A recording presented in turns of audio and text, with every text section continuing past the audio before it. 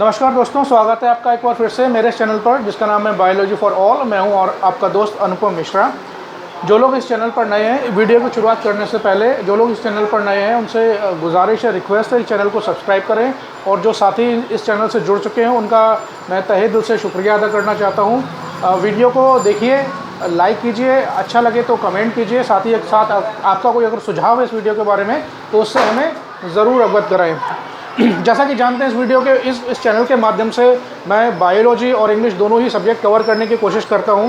तो उसी क्रम में जो आज मैं आपके लिए टॉपिक लेकर आया हूं वो टॉपिक है टेंस। ठीक है। अब टेंस चूँकि अपने आप में एक बहुत बड़ा टॉपिक है, ठीक है, काफ़ी लेंथी टॉपिक है और बहुत सारा उसमें एक्सप्लेनेशन है। तो आज के इस वीडियो में मैं जो टेंसेज हैं, 3 टेंसेज हैं, प्रेजेंट टेंस, पास्ट टेंस और फ्यूचर टेंस, उसमें से जो पहला वाला टेंस है उसको यहाँ पर कवर करने की कोशिश करूँगा। ठीक है, तो चलिए शुरू करते हैं। देखिए, टेंस होता क्या है। टेंस का हिंदी में मतलब होता है समय, इंग्लिश का मतलब टाइम। ठीक है। कोई भी टेंस पढ़ के या किसी ने कोई स्टेटमेंट या कोई सेंटेंस बोला तो वो किस टेंस में है, ठीक है, ये समझकर हम थोड़ा सा आइडिया लगा लेते हैं कि जो बात कही जा रही है या जो काम हो रहा है, जो एक्शन हो रहा है, जो बात बताई जा रही है, उस बात को होने में या उस काम को होने में वो समय वर्तमान समय में हुआ है काम, या वर्तमान समय में हो रहा है, या पहले हो चुका है, या भविष्य में आगे जाके होगा। ठीक है। तो टेंस को हम काल बोलते हैं, संस्कृत का वर्ड है, इंग्लिश में टाइम या फिर हिंदी में समय। ठीक है। टेंस 3 तरीके के होते हैं, आपने छोटी क्लासेस में पढ़ा होगा। मेरा इस वीडियो का उद्देश्य जो है, जिस भी क्लास से आपको टेंस पढ़ाया जाना शुरू होता है और जब तक आप ये टेंसेस पढ़ते हैं, जिस भी क्लास तक, साथ साथ जो कॉम्पिटिटिव एग्जाम्स की तैयारी कर रहे हैं स्टूडेंट्स, उन सभी के लिए मेरा ये वीडियो है। ठीक है। टेंस 3 तरीके के हैं, प्रेजेंट टेंस, पास्ट टेंस और फ्यूचर टेंस। प्रेजेंट टेंस का मतलब वर्तमान में जो काम चल रहा है, या वर्तमान में जो काम हो रहा है, या वर्तमान में जो काम फिनिश हो चुका है अभी प्रेजेंट टाइम में।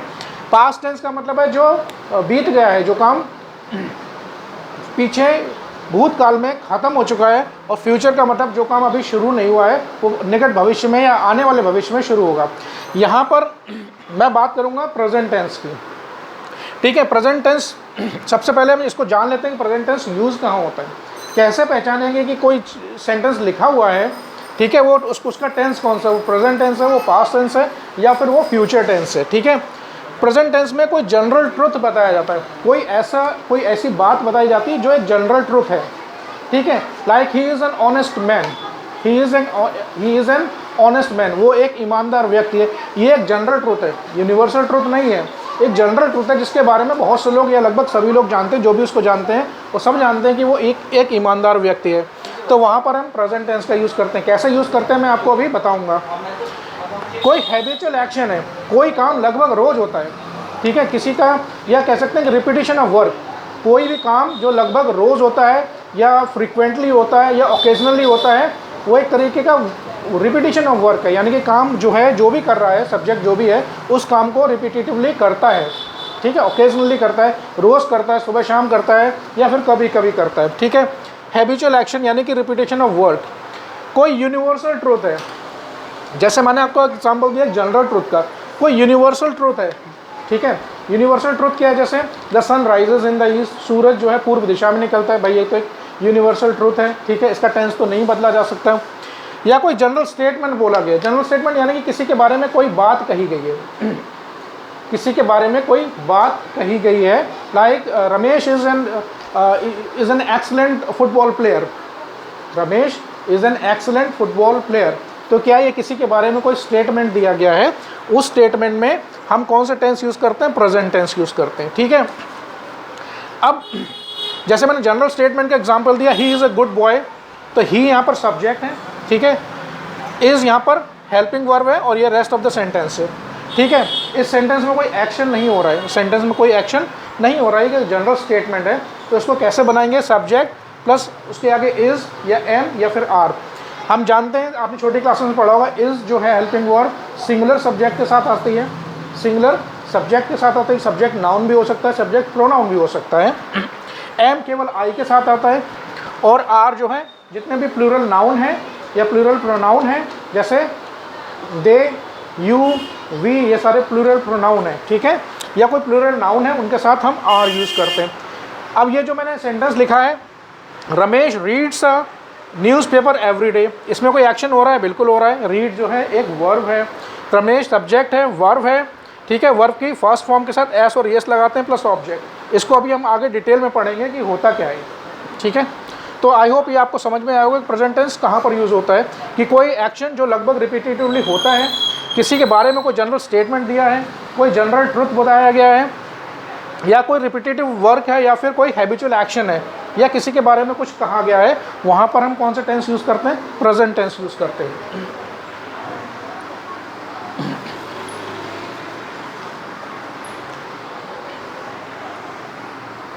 ठीक है। जो हिंदी मीडियम के छात्र हैं उनके हेल्प के लिए मैं बता देता हूँ, जिस सेंटेंस के अंत में ता है, ती है, ते है, ठीक है, तो है, ये अगर सब आता है तो वो प्रेजेंट टेंस की पहचान होती है। जो हिंदी मीडियम के छात्र, खासकर स्टेट बोर्ड के जो बच्चे हैं, ठीक है, उनकी सहायता के लिए मैं यहाँ पर बता देता हूँ प्रेजेंट टेंस की पहचान क्या है, कैसे पहचानोगे। एक सेंटेंस के अंत में, यानी कि वाक्य के अंत में ता है, ती है, ते है, इत्यादि आता है, तो वो प्रेजेंट टेंस की पहचान होती है, ठीक है।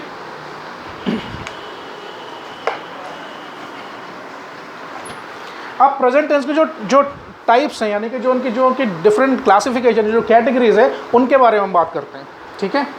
तो सबसे पहला है प्रेजेंट इंडेफिनिट। प्रेजेंट इंडेफिनिट, ठीक है। अभी जो मैंने वीडियो की शुरुआत में जो आपको एग्जांपल्स बताए, सारे एग्जांपल्स बताए, they are all present indefinite tense, ठीक है। और प्रेजेंट इंडेफिनिट टेंस में जो मैंने बताया था, ठीक है, ता है, ती है, ते हैं, ठीक है, उनको आप यहाँ पर यूज़ कीजिए, ठीक है। क्योंकि अगर हम इसके क्लासिफिकेशन की बात करते हैं तो थोड़ा थोड़ा वेरिएशन है। वो वेरिएशन क्या होगा मैं अभी आपको समझाता हूँ। प्रेजेंट इंडेफिनिट टेंस, ठीक है, प्रेजेंट इंडेफिनिट टेंस के लास्ट में क्या आता है? ता है, ती है, ते हैं। पहचान क्या है और उसको हम क्लासीफाई कैसे करते हैं? कोई जनरल हैबिट है, कोई हैबिचुअल एक्शन है, कोई रिपीटिशन ऑफ वर्क है, ठीक है, कोई यूनिवर्सल फिनोमिनन है, कोई नेचुरल हैपनिंग है, ठीक है। उन सब के बारे में, उन सब के लिए हम प्रेजेंट इंडेफिनिट टेंस का यूज़ करते हैं, ठीक है। अब इसका फॉर्मेट क्या है, लिखते कैसे हैं, बनाएंगे कैसे इंग्लिश में? Example, the sun rises in the east. The sun rises in the east, सूरज जो है पूर्व दिशा में निकलता है, ठीक है। अब देखिए ये एक सिंपल सा एक ये यूनिवर्सल ट्रूथ है। हमने इसको प्रेजेंट टेंस में कैसे बनाया है? द सन सब्जेक्ट है हमारा, राइज वर्ब है, ठीक है, और ये रेस्ट ऑफ द सेंटेंस है, ठीक है। अब जो तरीका है इसका, ठीक है, सब्जेक्ट के साथ वर्ब की फर्स्ट फॉर्म लगती है प्रेजेंट इंडेफिनिट टेंस में, ये ध्यान रखने वाली बात है। अगर आपकी वर्ब की first form, second form, third form आपको याद नहीं है तो उनको याद कीजिए, ठीक है। साथ ही इनको ये भी याद कीजिए कि किस वर्ब के साथ एस लगता है और किसके लास्ट में ई एस लगता है, ठीक है। तो सब्जेक्ट वर्ब की फर्स्ट फॉर्म और उसके साथ या तो उसके एंड में या तो एस लगाते हैं या फिर ई एस लगाते हैं, ठीक है, या तो एस लगाते हैं या फिर ई एस लगाते हैं, फिर रेस्ट ऑफ द सेंटेंस आता है, ठीक है। तो ये तो हो गया सिंपल प्रेजेंट इंडेफिनिट टेंस, ठीक है। अब इनको भी हम 4 कैटेगरीज में बांट सकते हैं। कैसे? ये तो एक सिंपल प्रेजेंट इंडेफिनिट टेंस हो गया। सब्जेक्ट है, वर्ब की फर्स्ट फॉर्म है, उसके साथ या तो एस लगेगा या फिर ई एस लगेगा, ठीक है। ये बन गया प्रेजेंट इंडेफिनिट टेंस। अब मैं अगर ये बोलूँ कि भाई ये सेंटेंस कैसा है, ये पॉजिटिव सेंटेंस है, नेगेटिव है, इंटरोगेटिव है, एक सिंपल सा पॉजिटिव सेंटेंस। हालांकि इंग्लिश ग्रामर में हम पॉजिटिव वर्ड यूज़ नहीं करते, पॉजिटिव सेंटेंस यूज़ नहीं करते हैं, उसके लिए हम अफर्मेटिव वर्ड यूज़ करते हैं। क्या यूज़ करते हैं? अफर्मेटिव,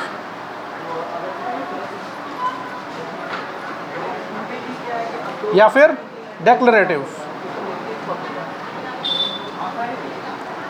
डेक्लरेटिव क्यों कहते हैं? इसमें कुछ डिक्लेयर की गई है, कोई बात कही गई है, कोई स्टेटमेंट दिया गया, कुछ बात कही गई है, तो सो सिंपल प्रेजेंट टेंस है। उसको उनकी जो 4 सब कैटेगरीज है वो मैं आपको बताता हूँ।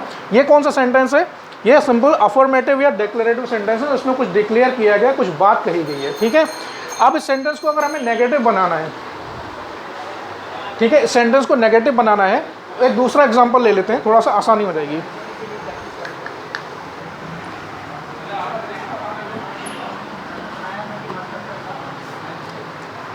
He helps the poor.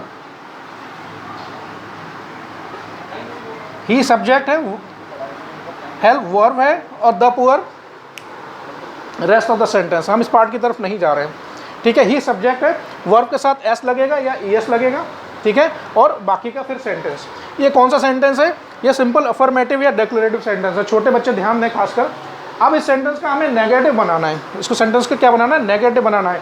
इसका मतलब क्या कि वो गरीबों की सहायता करता है। देखिए पुअर बोलते हैं, अगर हम पुअर बोलेंगे तो पुअर का मतलब सिर्फ गरीब होता है। व्हेन आई से द पुअर, इसका मतलब all the poor people of the world, दुनिया के सभी गरीब लोग। तो गरीब नहीं, वो गरीबों की सहायता करता है। इसका नेगेटिव सेंटेंस कैसे बनेगा? He does not help the poor. He does not help the poor, ठीक है। ये कौन सा सेंटेंस बन गया? ये बन गया नेगेटिव, ठीक है। इसका रूल क्या है? रूल ये है, इसको प्लस यहाँ से हटा देते हैं। रूल ये है सब्जेक्ट प्लस डू नॉट या फिर डज नॉट और plus rest of the sentence. Subject के साथ या तो डू नॉट आएगा या फिर डज नॉट आएगा। अब डू नॉट और डज नॉट का क्या रूल है, कैसे समझेंगे? खासकर छोटे बच्चे जो टेंस की शुरुआत कर रहे हैं, सीखना चाह रहे हैं, ठीक है। डू नॉट कहाँ लगेगा और डज नॉट कहाँ लगेगा? उसका तरीका ये है कि अगर सब्जेक्ट सिंगुलर है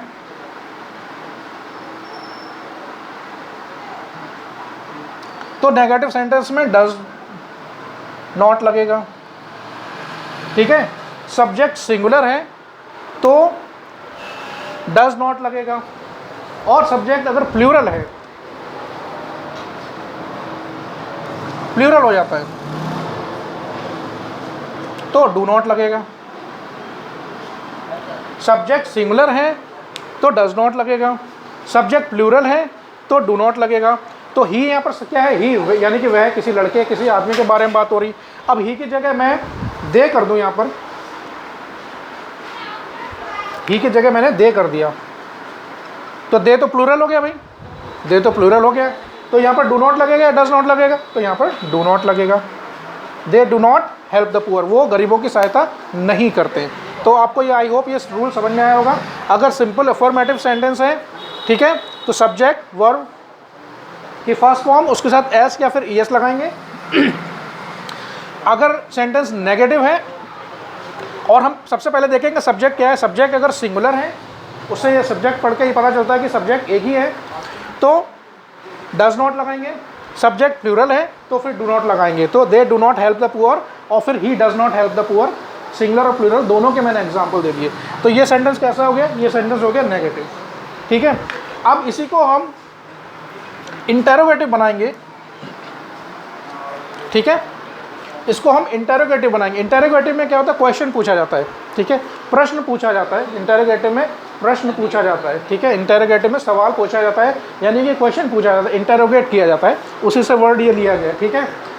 उसको हम कैसे बनाएंगे? पहले रूल समझ लीजिए। आपने पढ़ा होगा ये do not, do, does, is, am, are, was, were, did, has, have, had, ये सारी क्या है? हेल्पिंग वर्ब हैं। ये क्या है? सारी की सारी हेल्पिंग वर्ब हैं। तो अगर हम इंटेरोगेटिव सेंटेंस हमें बनाना है तो हेल्पिंग वर्ब को हम सबसे आगे रखेंगे। पहले क्या रखेंगे? हेल्पिंग वर्ब, ठीक है। उसके बाद सब्जेक्ट आएगा, उसके बाद वर्ब आएगी, ठीक है, फिर रेस्ट ऑफ द सेंटेंस। ये क्या बना? इंटेरोगेटिव। ये क्या बन गया? Interrogative sentence. अब इस रूल को फॉलो करते हुए इसी सेंटेंस को इंटेरोगेटिव कैसे बनाएंगे? मैंने बोला do, does, did, has, have, had, ठीक है, ये सारी की सारी क्या है? Helping verb. Is, am, are, was, were, do, does, did, has, have, had, these are all helping verbs. तो हेल्पिंग वर्ब को हम सबसे पहले रखेंगे। कौन सी हेल्पिंग वर्ब? वही जो सेंटेंस में दी हुई, अपनी तरफ से कुछ यूज उसको ऐड नहीं करना है, ठीक है। इस हेल्पिंग वर्ब को आगे लेकर आइए, तो क्या बनेगा?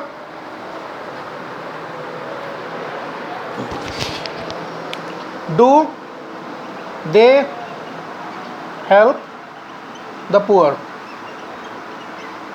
And question mark. Since it is a question, क्योंकि ये क्वेश्चन है तो क्वेश्चन में हम क्वेश्चन के एंड, सेंटेंस के एंड में क्वेश्चन मार्क लगाएंगे। ठीक है, आई होप आपको इतना समझ में आया होगा कि सिंपल टेंस कैसे बनाएंगे, नेगेटिव कैसे बनाएंगे और इंटरोगेटिव कैसे बनाएंगे, और ये सभी में चलेगा। प्रेजेंट के जितने भी 4 फॉर्म हैं, ठीक है, पास्ट के जितने भी 4 सब कैटेगरीज है और फ्यूचर की सब कैटेगरीज है, सभी में ये रूल एप्लीकेबल है। ठीक है, सभी में ये रूल एप्लीकेबल है। ठीक है, तो प्रेजेंट इंडेफिनिट आपको समझ में आया।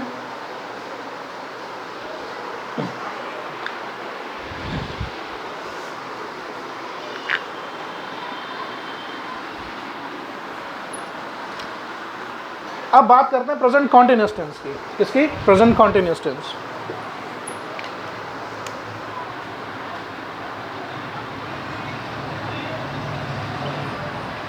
इसकी स्पेलिंग जरूर याद कीजिए। मैंने बहुत सारे बच्चों को देखा जल्दबाजी में वो स्पेलिंग गलत लिख देते हैं। ठीक है, CONTINUOUS, continuous, continuous tense, present continuous tense. अच्छा, प्रेजेंट कंटिन्यूअस हिंदी मीडियम के छात्रों के लिए बता देता हूँ। जिस वाक्य के अंत में रहा है, रही है, रहे हैं, ठीक है, जिस सेंटेंस के लास्ट में रहा है, रही है, रहे हैं, वो सारे सेंटेंस प्रेजेंट कॉन्टिन्यूअस टेंस होते हैं। इंग्लिश में कैसे इसको समझेंगे, कैसे इसको आइडेंटिफाई करेंगे, इसकी पहचान क्या है? Denotes an action happening at the time of speaking। कोई एक्शन अभी प्रेजेंट टाइम में हो रहा है, कोई एक्शन, कोई काम अभी प्रेजेंट टाइम में हो रहा है। कब हो रहा है? जब आप उस चीज़ को, आपके सामने हो रहा है, हो सकता है आपके पीछे हो रहा है, लेकिन प्रेजेंट टाइम में अभी इस पर्टिकुलर टाइम पर वो काम हो रहा है। ठीक है, when you are saying that this thing is happening, तो वो काम अब जिस समय आप उस बोल रहे हो, वो काम उस टाइम पर, उस पर्टिकुलर टाइम पर हो रहा है। प्रेजेंट टाइम में, प्रेजेंट में वो काम उस टाइम पर हो रहा है जब ये बात आप बोल रहे हो। वो काम हो सकता है आपके सामने हो रहा हो, वो काम हो सकता है आपको दिख ना हो रहा, लेकिन हो रहा है। ठीक है, और हो सकता है कि उसको कंटिन्यूसली आप कर रहे हो, लेकिन उस प्रेजेंट टाइम पर नहीं कर रहे हो, लेकिन that is an ongoing action. ठीक है, तो कोई काम प्रेजेंट टाइम में तब हो रहा है जब उस चीज़ को आप बोल रहे हैं। जैसे मैं बोलता हूँ इट इज़ रेनिंग आउटसाइड, इसका मतलब है कि बाहर पानी बरस रहा है। कब बरस रहा है? अभी इस पर्टिकुलर टाइम पर पानी बरस रहा है। जब मैं ये बात बोल रहा हूँ उस टाइम पर वो एक्शन हो रहा है। ठीक है, समझ में आया? प्रेजेंट कॉन्टिन्यूअस में कोई एक्शन उस एक पर्टिकुलर टाइम पर प्रेजेंट टाइम में हो रहा है, और कब हो रहा है? जिस समय आप ये बात बोल रहे हैं। ठीक है, तो मैंने आपको अभी क्या एग्जाम्पल दिया? इट इज रेनिंग आउटसाइड, मतलब आपके घर के बाहर या जहाँ पर भी है वहाँ पर पानी बरस रहा है। ठीक है, इट इज़ रेनिंग आउटसाइड। तो आपको समझ में आया प्रेजेंट कॉन्टिन्यूअस टेंस हम कहाँ पर यूज़ करते हैं। ठीक है, मैं बोलता हूँ I am reading A novel these days, I am reading A novel these days, मैं आजकल एक नॉवल पढ़ रहा हूँ। इसका मतलब ये कि कोई एक्शन प्रेजेंट टाइम में कंटिन्यूसली चल रहा है और अभी भी चल रहा है। हो सकता है आपके सामने ना चल रहा हो, लेकिन वो प्रेजेंट टाइम में कंटिन्यूस एक्शन है, कोई एक्शन है जो प्रेजेंट टाइम में चल रहा है। ठीक है, तो दूसरा पॉइंट इसका क्या हो गया? Continuous action.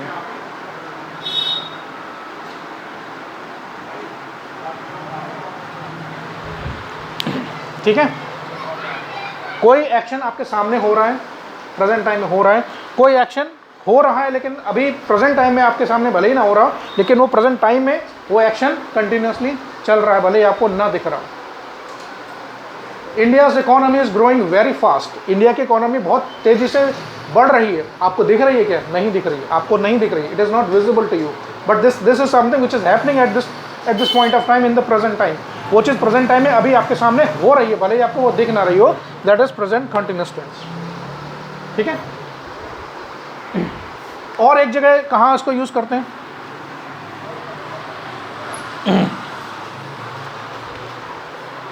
Pre planned actions, कोई काम जो ऑलरेडी आपने प्लान किया हुआ है और वो बिल्कुल नियर फ्यूचर में होने वाला है, कोई काम आपने ऑलरेडी प्लान किया हुआ है और वो नियर फ्यूचर में होने वाला है, उस केस में भी हम प्रेजेंट कॉन्टिन्यूस टेंस का यूज़ करते हैं। कैसे यूज़ करते हैं मैं आपको यहीं पर बता देता हूँ। The PM is leaving for America tonight. The PM is leaving for America tonight. प्रधानमंत्री आज रात अमेरिका जा रहे हैं। आपके सामने जा रहे हैं? नहीं, ये एक प्री प्लान्ड एक्शन है। ये एक ऐसा काम है जो जिसको ऑलरेडी प्लान किया हुआ है और वो निकट भविष्य में होने वाला है। The train is leaving from platform number 6। Train जो है प्लेटफॉर्म नंबर 6 से जाने वाली है या बिल्कुल चलने के लिए तैयार है। ये कैसा एक्शन है? ये एक प्री प्लान्ड एक्शन है। जिस एक्शन को ऑलरेडी प्लान किया हुआ है, उस प्लान के मुताबिक वो एक्शन बिल्कुल नियर फ्यूचर में होने वाला है, तो उस केस में भी हम प्रेजेंट कॉन्टिन्यूस टेंस का यूज़ करते हैं। ठीक है, आई होप आपको समझ में आया होगा। अब इनके एग्जाम्पल्स देख लेते हैं।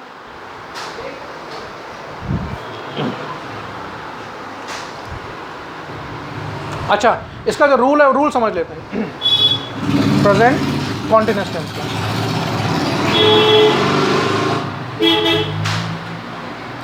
इसको बनाएंगे कैसे, इसका फॉर्मेट क्या है? ठीक है, पहले subject plus is, am, are plus verb, first form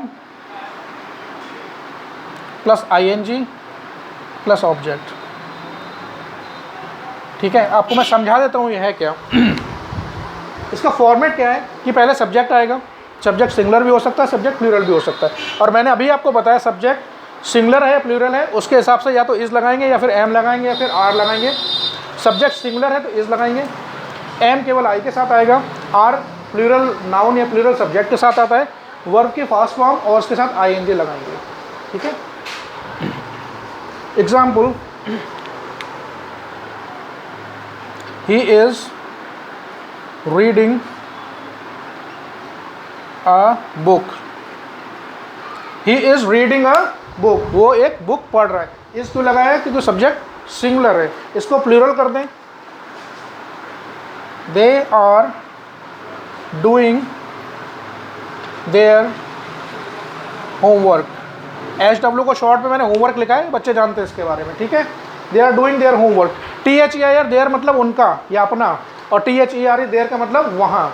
ठीक है, बच्चों में बहुत कन्फ्यूजन रहता है THEIR देयर में और THERE देयर में। ठीक है, तो THEIR देयर का मतलब अपना या उनका। They are doing their homework, वो अपना होमवर्क कर रहे हैं। ठीक है, आई एम प्लेइंग चेस, मैं चेस खेल रहा हूँ। एम किसके साथ यूज़ किया मैंने? आई के साथ यूज़ किया। तो आई होप आपको ये समझ में आया होगा। ठीक है, अब इन्हीं का नेगेटिव कैसे बनाएंगे? जैसे इसी को ले लेते हैं, he is reading a book, इसका नेगेटिव कैसे बनाएंगे? ही is not reading a book. ठीक है, हेल्पिंग वर्ब के साथ सिर्फ नॉट लगा देंगे। ठीक है, I am not reading a newspaper, they are not doing their homework, he is not reading a book. ठीक है, सिंपल से क्या करना है आपको, ये अफर्मेटिव सेंटेंस हो गया, ये अफर्मेटिव है, ये नेगेटिव है। ठीक है, आप बताइए इसका इंटरोगेटिव कैसे बनाएंगे? अभी थोड़ी देर पहले मैंने आपको बताया था। हेल्पिंग वर्ब को सबसे पहले लेकर आइए, is he reading a book. ठीक है, ये हो गया इंटरोगेटिव, पूरा नहीं लिखा मैंने। ठीक है, हेल्पिंग वर्ब पहले आएगी, फिर सब्जेक्ट और उसके बाद रेस्ट ऑफ द सेंटेंस। ठीक है, तो कॉन्टिन्यूस टेंस समझ में आया। Subject is am are, verb की फर्स्ट फॉर्म, उसके साथ आईएनजी, उसके बाद ऑब्जेक्ट अगर कोई है तो लगाइए, नहीं तो एज इट इज को छोड़ दीजिए। अफर्मेटिव सेंटेंस नेगेटिव कैसे बनाएंगे? हेल्पिंग वर्ब के बाद नॉट लगाइए। इंटरोगेटिव कैसे बनाएंगे? हेल्पिंग वर्ब को पहले लेके आइए, उसके बाद सब्जेक्ट रखिए, उसके बाद वर्ब प्लस आईएनजी और उसके बाद रेस्ट ऑफ द सेंटेंस। तो ये हो गया प्रेजेंट कॉन्टिन्यूस टेंस। ठीक है, आगे बढ़ते हैं।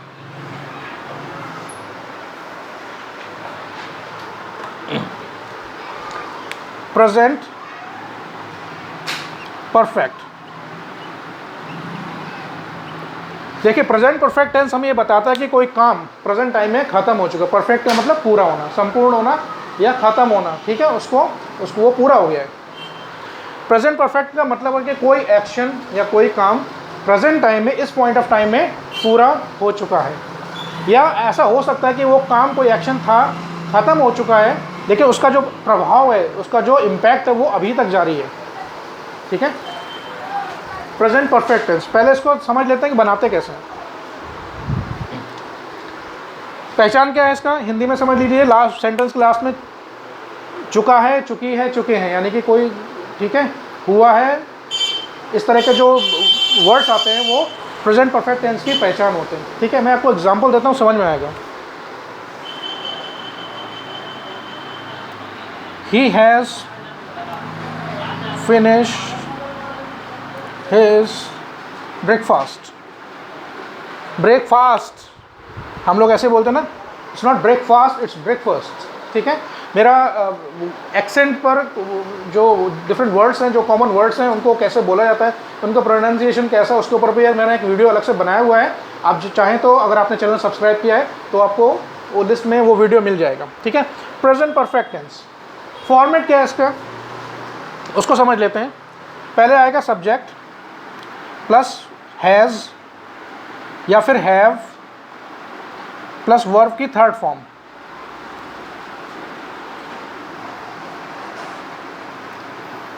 सब्जेक्ट, उसके साथ हैज़, फिर या फिर हैव और वर्ब की थर्ड फॉर्म, फिर रेस्ट ऑफ द सेंटेंस, बाकी का सेंटेंस जो भी है। ठीक है, अब ये बात यहाँ पर समझने वाली बात है। हैज़ वहाँ लगेगा जहाँ सब्जेक्ट सिंगुलर है, ये बात आप जानते हैं।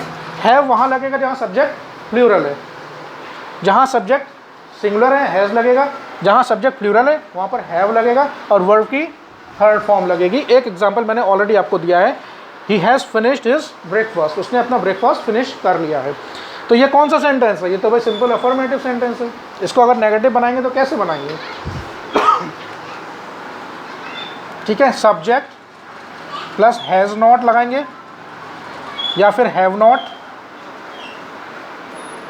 प्लस वर्ब की थर्ड फॉर्म। ठीक है, थोड़ा शॉर्ट में लिख दिया मैंने, सब्जेक्ट हैज़ नॉट या फिर हैव नॉट, वर्ब की थर्ड फॉर्म, फिर रेस्ट ऑफ द सेंटेंस। तो इसी को अगर हम नेगेटिव बनाएं तो कैसे बनाएंगे? He has finished his breakfast, simple affirmative sentence. He has not finished his breakfast, negative sentence हो जाएगा, मैं लिख नहीं रहा हूँ की बार। और इसी का इंटरोगेटिव बनाना है तो हेल्पिंग वर्ब को पहले लेकर आइए, has he finished his breakfast, वो क्या हो गया? इंटरोगेटिव हो गया। तो आई होप आपको प्रेजेंट परफेक्ट टेंस समझ में आया। कोई काम प्रेजेंट टाइम में फिनिश हो गया है, पास्ट में किसी पॉइंट पर शुरू हुआ था लेकिन प्रेजेंट टाइम में वो काम कंप्लीटली फिनिश हो गया है। ठीक है, दूसरा मैंने एग्जांपल दिया था कि कोई काम ऐसा है जो भले ही फिनिश हो गया हो, किसी पॉइंट ऑफ टाइम पर शुरू हुआ है लेकिन उसका इम्पैक्ट अभी भी है। ठीक है, मैं आपको एग्जांपल देता हूँ। और बच्चे इसमें बहुत ज़्यादा गलतियाँ करते हैं, मैंने बहुत लोगों को ये गलत बोलते हैं और गलत लिखते देखा है। मैं आपको पूछता हूँ, क्वेश्चन पूछता हूँ, अगर आपको ये बोलना है कि मैं उसे 2 साल से जानता हूँ तो आप कैसे उसका बनाएंगे? मैं उसे 2 साल से जानता हूँ तो आप उसको इंग्लिश में कैसे लिखेंगे? I have known him for 2 years. I have known him for 2 years. मैं उसे 2 साल से जानता हूँ। ठीक है, अब एक सेंटेंस अब बनाइए, ट्रांसलेट कीजिए। मैं इस मकान में 2 साल से रह रहा हूँ या 2 साल रह चुका हूँ। 2 साल से रह रहा हूँ या 2 साल रह चुका हूँ। I have lived in this house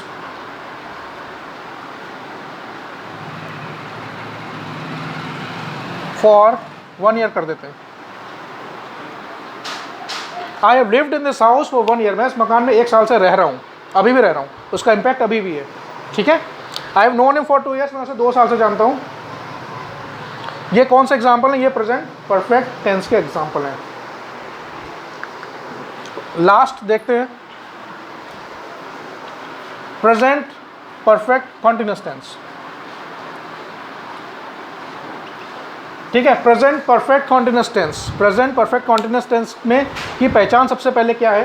पहचान ये है कि it denotes an action which started in the past and it is in continuation in the present time as well and the time is given. यानी कि कोई काम past में शुरू हुआ, प्रेजेंट टाइम में अभी भी चल रहा है, और कब शुरू हुआ था वो टाइम भी स्पेसिफिकली उसमें दिया हुआ है।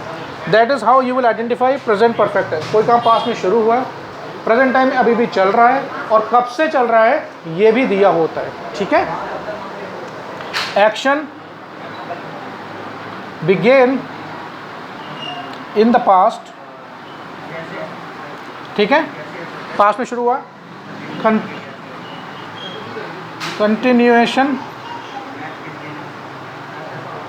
Continuing in the present time, ठीक है। और तीसरा क्या, उसमें टाइम दिया हुआ है, टाइम भी दिया हुआ है, ठीक है। तो ये प्रेजेंट परफेक्ट कॉन्टिन्यूअस टेंस की पहचान है, ठीक है। इसको जल्दी से एक एग्जांपल ले लेते हैं, आपको समझ लेते हैं।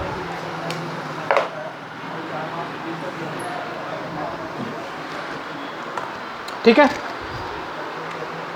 सब्जेक्ट प्लस हैज़ बीन या फिर हैव बीन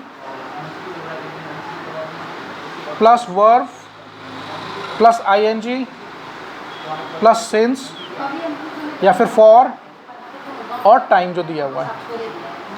इसका फॉर्मेट क्या है, पहले सब्जेक्ट आएगा, फिर उसके बाद हैज़ बीन आएगा, अगर सिंगुलर सब्जेक्ट है तो हैज़ बीन, प्लूरल सब्जेक्ट है तो हैव बीन, और वर्ब के साथ आईएनजी और प्लस सिंस या फिर फॉर, सिंस या फिर फॉर, और उसके बाद जो भी टाइम दिया वो लिखते हैं, ठीक है। सिंस और फॉर कहाँ यूज़ होता है, इसके लिए एक अलग से मैंने वीडियो बनाया हुआ है, ठीक है, प्रीपोजिशन के अंतर्गत आता है, आप चाहें तो उसको रेफ़र कर सकते हैं या बुक में देख सकते हैं, ठीक है।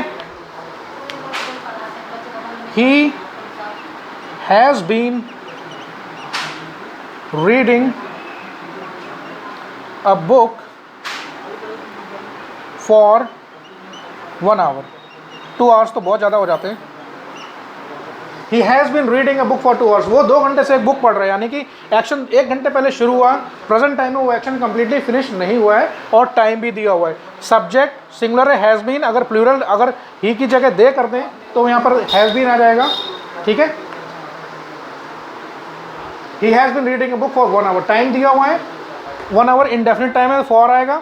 अगर यहाँ पर घड़ी का टाइम दिया होता है तो वहाँ पर सिंस आ जाता है। तो प्रेजेंट परफेक्ट कॉन्टिन्यूअस की पहचान क्या है, subject has been, have been, verb की फास्ट फॉर्म सिंस या फॉर, उसके बाद टाइम दिया हुआ है, ठीक है। That is called present perfect continuous tense. कोई काम पास्ट में शुरू हुआ, किस टाइम पर शुरू हुआ वो टाइम दिया हुआ है, और प्रेजेंट टाइम में वो एक्शन अभी फिनिश नहीं हुआ, वो भी अभी कंटिन्यूएशन में है और हो सकता है वो आगे भी चलता रहे, ठीक है। तो ये जो मैंने आपको बताया सारे प्रेजेंट टेंस के 4 सब कैटेगरीज थी। आई होप आपको समझ में आया होगा। अगर आपका कोई सुझाव है इस वीडियो के बारे में ज़रूर अवगत कराएं, और साथ ही साथ आपका कोई सवाल हो, कोई क्वेश्चन है तो वो कमेंट सेक्शन में जाकर ज़रूर पूछें। चैनल से जुड़ने के लिए बहुत बहुत धन्यवाद। बहुत बहुत बाकी के जो 2 पार्ट हैं उनका वीडियो भी मैं बहुत जल्दी लेकर आऊँगा। तब तक के लिए बहुत बहुत आभार आपका। नमस्कार।